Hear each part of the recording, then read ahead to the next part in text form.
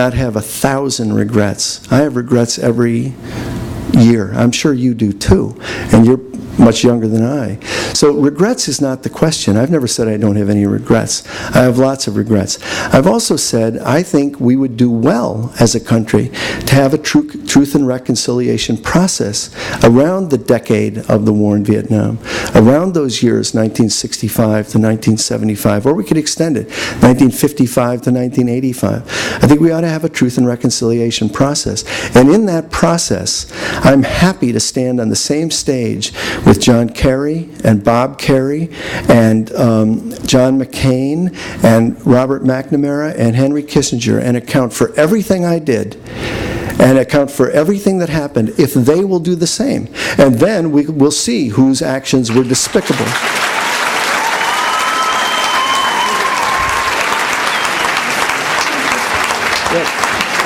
Oh, you're leaving? Oh, okay. Yeah, you can get back in line. Oh, okay. I am a student intern at a Southside middle school, and it's an inner city school. And I have 100 sixth graders looking at me tomorrow. My sympathies. Yeah, you better get home, man. Yeah, 106 regular sixth graders. And what could you tell me to tell them, or what could I do to my school to make it a better place tomorrow? Well, there's two things that come to my mind. One is, as a citizen, one of the things teachers have to remember is we're not just teachers, we're also citizens. And as citizens, we have to advocate for a more generous approach to funding, a more generous approach to supporting schools. Again, there's no reason in a democracy that schools would look like factories or prisons. We need to say, as citizens, we want to invest overwhelmingly in education, health care, guarantees of well-being and welfare for everyone. And we don't want to disinvest in incarceration, surveillance, and war. So that's something we do as advocates, as citizens.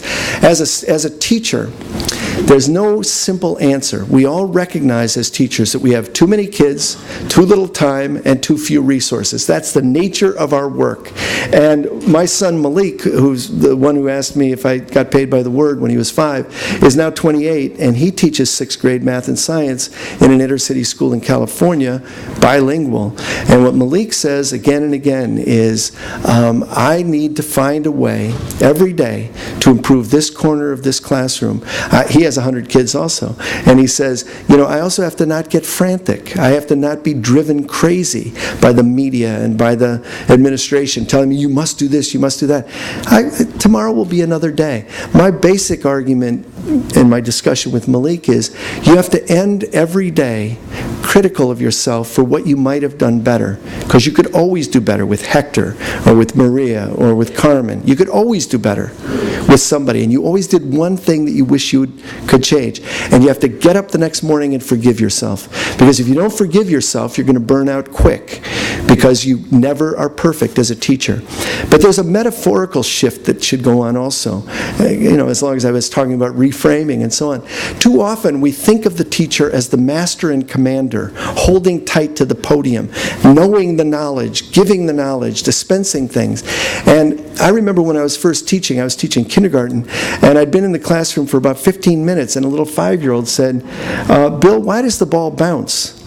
And I was like a deer caught in headlights. I was like, oh shit, I don't even know why the ball bounces, I mean, I'm doomed. I'm 15 minutes a teacher, and I have no idea, And that created a little crisis for me, and it was a crisis because by the end of that first morning, I didn't know why the ball bounced, and frankly, I still don't, even though a physicist tried to explain it to me once. I didn't know why the sky was blue, although I remembered something vaguely from my astronomy class. I wasn't sure, and I didn't know certainly why that man was sleeping in the gutter on our walk to the park. Luckily, I did know why the apple juice made it sticky when it spilled. I was very thrilled that I knew one thing the first morning of my teaching. But it created a little crisis, but the crisis was productive. Oh, and I didn't know why my skin was pink and her skin was brown. I remember all this horrible morning. But in any case, It was a productive crisis for me because within a few months I figured out that I didn't want to be the master and commander who knew everything. And I didn't want to say, well, look it up. And I didn't want to say, ask your mother. And I didn't want to say, we'll get to that later in the curriculum. I decided that instead of being the master and commander, I would be like a pilgrim on a voyage with my students into the unknown, that I could ask questions of the world just like they could. And instead of thinking of them as a collection of deficits, BD, LD, EMH, blah, blah, blah, the toxic habit that defines so many schools, especially schools for poor kids, as Dr. Kemp was saying, this kind of notion of they're always lacking. Instead of that, I decided to think of my kids as unruly sparks of meaning-making energy on a voyage. And I would join them on that voyage, and we'd see how much fun we could have. And take a deep breath. Don't let the job kill you. Have a life.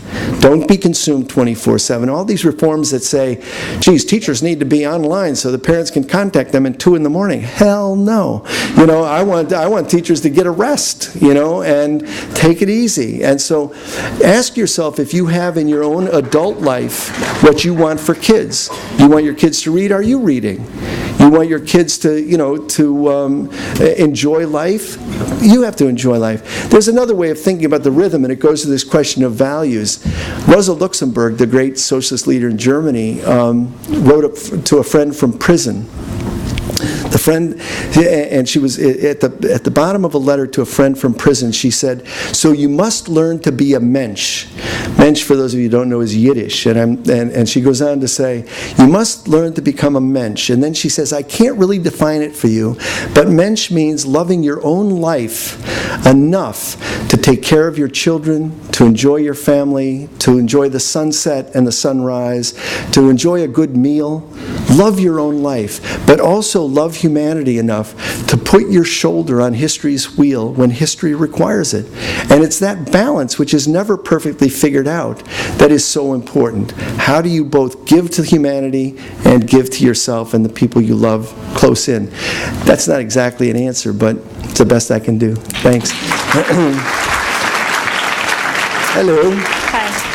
Sir, after you bombed the Pentagon, the Capitol, and the New York City Police Department, you said, I don't regret setting bombs. My only regret is I didn't set more. You said that in the New York Times 2001, September 11th. No, I didn't. I never said it. Okay.